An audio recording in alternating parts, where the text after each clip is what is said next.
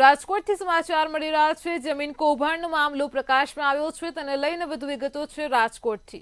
તો રાજકોટમાં ભાજપ કોર્પોરેટરનું જમીન કૌભાંડનો જે સમગ્ર મામલો પ્રકાશમાં આવ્યો છે, તેને લઈને વધુ વિગતો સામે આવી છે। મસમોટું જમીન કૌભાંડ સામે આવ્યું છે। તો શહેર ભાજપ પ્રમુખ માધવ દવેનું પણ આ મામલે નિવેદન સામે આવ્યું છે। સમગ્ર મામલો મારા ધ્યાને આવ્યો છે, માધવ દવેએ જણાવ્યું છે। જમીન કૌભાંડનો જે સમગ્ર મામલો છે મારા ધ્યાને આવ્યો છે। મેયર તેમજ સ્ટેન્ડિંગ ચેરમેન સાથે પણ વાત થઈ છે। કોઈ પણ વ્યક્તિ હોય ગેરકાયદે દબાણ ન જ કરાય। સમાચાર માધ્યમો દ્વારા આજે આ બાબતની માહિતી મળેલ છે।